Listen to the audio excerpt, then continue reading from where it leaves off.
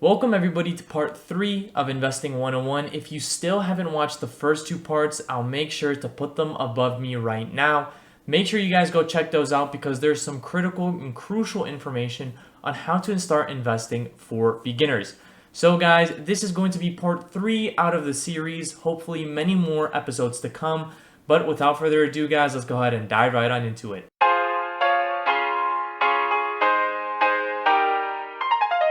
Welcome back everybody. I hope you guys are ready and eager to gain some knowledge, and I hope you guys like my new chair. The other one was literally breaking my back, so I'll be testing this one out for a couple of days.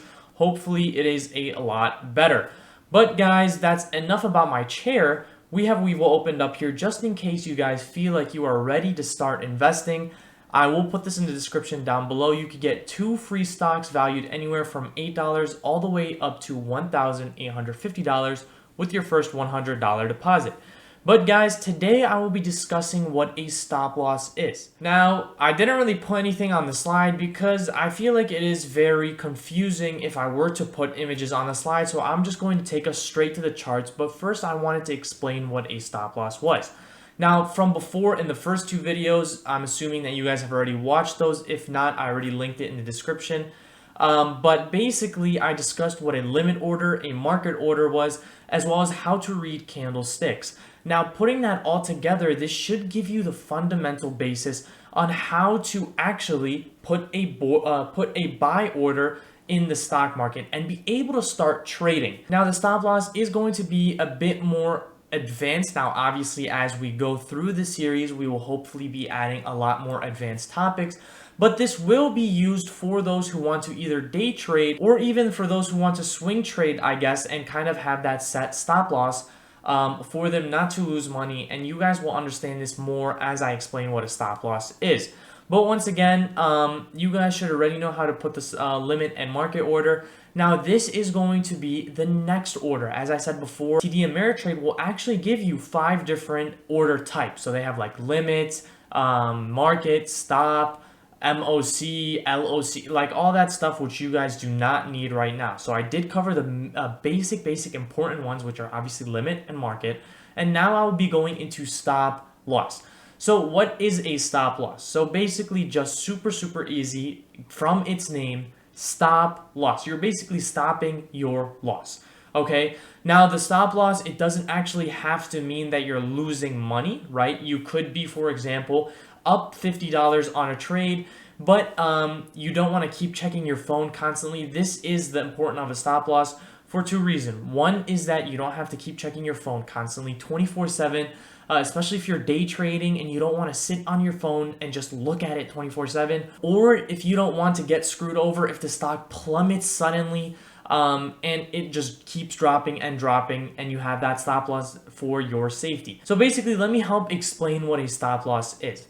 So imagine you entered a trade of Apple, for example, for $100. You bought 1 share at $100. A lot of people usually put their stop loss at about 5 to 10%. Really depending on who you are as a trader, what you like and what you feel comfortable with. But for example, let's just say you have a 5% stop loss on that trade. Well, if you bought Apple for $100, now you have a 5% stop loss.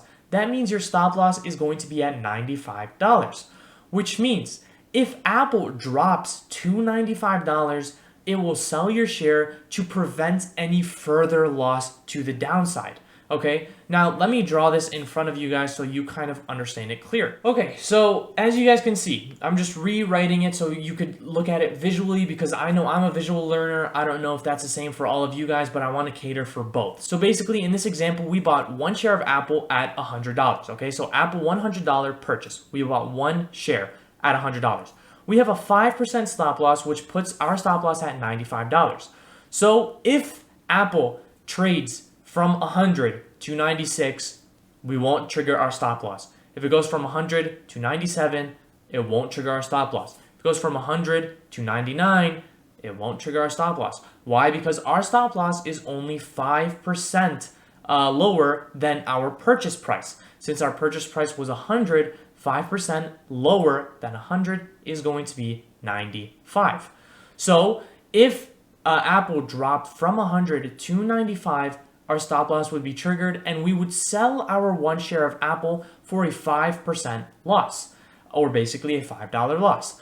Now, the stop loss is going to help prevent us from doing any further loss. For example, if Apple dropped from 100 to 95, which is that 5%, and we sell our stock at 95 because we triggered our stop loss, and then Apple keeps going down to 90, right? So that total would have been a 10% loss if we would have kept our shares of Apple from 100 to 90. But because we had our stop loss, we only incurred a 5% loss from 100 to 95. Let me draw that out so it makes more sense. So I removed the previous one because I felt like that would be extremely confusing and just a lot of words. So hopefully this is extremely simple for you guys. So we have 1 share of Apple at $100. Apple drops from $100 to $90. Now this would technically be a 10% loss because we dropped from $100 to $90.